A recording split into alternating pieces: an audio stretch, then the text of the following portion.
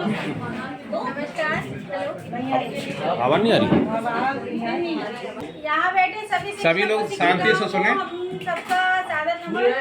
हम समूह 1 से रिप्रेजेंट कर रहे हैं। अपना टॉपिक है भाषा शिक्षण के दौरान कक्षा 1 से 5 की कक्षीय प्रक्रिया से जुड़े अनुभव और चुनौतियाँ। मतलब हमें क्या कठिनाई आती है बच्चों को पढ़ाने में और उसका क्या सलूशन हम देंगे।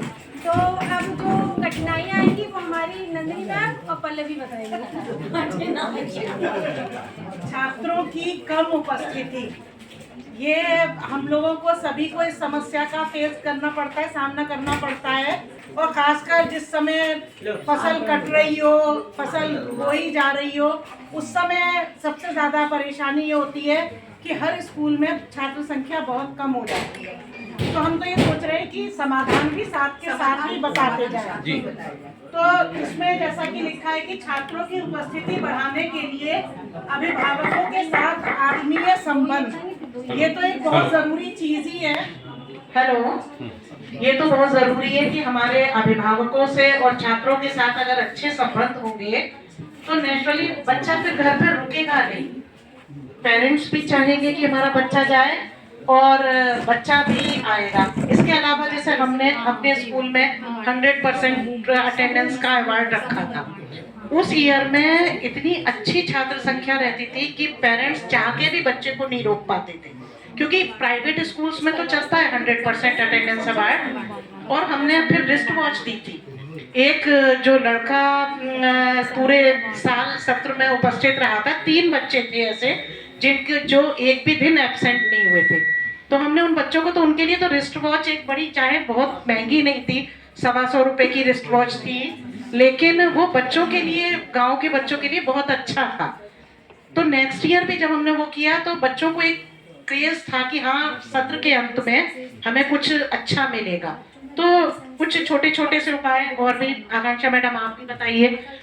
अटेंडेंस मातृभाषा या मानक भाषा, एक चुनौती ये है हमारे में कि बच्चों को हम अपनी लैंग्वेज में कुछ भी पढ़ाएं या बुक में जो भी लिखा है वो पढ़ाते हैं, बट उनको जो उनकी मातृभाषा होती है ना, जो गांव की भाषा होती है, उससे छोड़ते नहीं है। वो चीज पहले आती है। जैसे बकरी, अब वो छिड़िया अगर उन्होंने एक बार यूज कर लिया, डेफिनेटली वही यूज होना है उनको। साधारण लैंग्वेज में भी वही यूज होना है और बुक की लैंग्वेज में भी उनका वही यूज होना है। इस चीज को करने के लिए हम लोगों को बहुत परेशानी आती है। उनको बताना पड़ता है, बेटा ये लैंग्वेज दूसरी है, ये शब्द दूसरे हैं, इसको इस भाषा में यूज करना है। इसके लिए हमें किताब का भी सहारा लेना पड़ता है। कभी कभी माँ बाप को भी बताना पड़ता है। एसएमसी मीटिंग के द्वारा भी हम लोग ये बताते हैं, कभी पीटीएम करते हैं तो ये बताते हैं कि बच्चों से जो कम्युनिकेशन करें तो वो लैंग्वेज का भी थोड़ा सा हम ध्यान रखें, क्योंकि बच्चे घर की भाषा को ज्यादा यूज करते हैं हमारे अपने स्कूल की परिवेश की भाषा के अनुसार से। तीसरा पॉइंट है छात्रों को कठिन शब्दों को पहचान कर पढ़ने में दिक्कत आना, जो कि हमारे लिए भारी चुनौती हो जाती है। इसके लिए गनिमा दीक्षित और बबलू यादव आप जब बच्चे पढ़ते हैं ना बुक से कोई लेसन, तो उस समय उनको सरल शब्द तो वो पढ़ लेते हैं, छोटे छोटे हैं, पर जो बताना है वो इधर बताना, पर जो थोड़े कठिन शब्द रहते हैं वो नहीं पढ़ पाते। जैसे कक्षा 1, 2, 3 के लिए जैसे विद्यालय है तो उनको थोड़ा बड़ा लगेगा, छोटे छोटे शब्द हैं, जगत है, परम है, इस तरह के शब्द को पढ़ लेते हैं।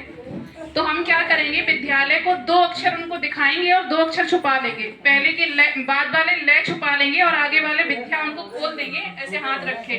तो वो 2 अक्षर को आसानी से पढ़ेंगे, क्योंकि उनको ये विश्वास रहता है कि 2-2 अक्षर हम पढ़ लेते हैं। तो पहले विद्या पढ़ेंगे, फिर लय पढ़ेंगे, फिर आगे वाला हम छुपा लेंगे, फिर एक साथ उनको जुड़वाएंगे कि विद्या प्लस लय मिला के विद्यालय बनता है। धन्यवाद। चौथा पॉइंट है भय मुक्त वातावरण। अगर हम अपने विद्यालय का वातावरण भय युक्त बनाएंगे तो जाहिर सी बात है बच्चे नहीं सीख पाएंगे। और एक डर पहले से होगा कि मैम आके डांटेगी, हम क्या बोले।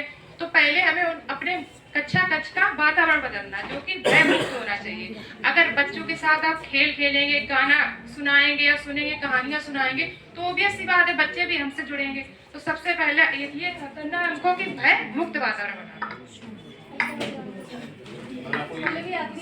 रटने की बजाय तार्किक चिंतन पर जोर, रटने की बजाय तार्किक चिंतन पर जोर देना है। कई बार क्या होता है कि बच्चे को स्टोरी ऐसे पहले से पता है, उसको कोई टफ वर्ड आया जो कि मैंने ऑलरेडी रिपीट कर दिया था, तो बच्चा उसको पढ़ नहीं पाता है, लेकिन मेरा सुना हुआ वो उसको फॉलो करके बोल देगा, तो वो एक रटने की प्रक्रिया है। बच्चे को अक्षरशः पढ़ाना है कि ये कौन सा अक्षर है, ये कौन सा, वह स्वयं पढ़ना सीखे। इस ट्रेनिंग में मैं एक इम्पॉर्टेंट चीज ये बोलना चाहूंगी कि ये भाषा का शिक्षण हो या गणित का शिक्षण हो, सबसे ज्यादा इम्पोर्टेंट है टीचर का स्टूडेंट के साथ कम्युनिकेशन। और सबसे बेस्ट बात ये है कि हमें ट्रेंड किया जा रहा है बच्चों के लिए, लेकिन ये हमको बेहतर पता है कि हमें बच्चे के साथ कैसे कम्युनिकेशन करना है। फर्स्ट चीज अगर ये बहुत अच्छी हो जाएगी तो हम कोई भी शिक्षण कर पाएंगे। और विभाग भी हमसे फीडबैक इसलिए लेता है क्योंकि सुधार उन्हें करना है, वो हमसे पॉइंट लेके उसमें सुधार करवाएंगे तो हम बच्चों को और बेहतर पढ़ा पाएंगे। हर बच्चे की इंडिविजुअल अलग नीड होती है, उसको हमें पहचानना है और शिक्षक में वो क्षमता है। चलिए।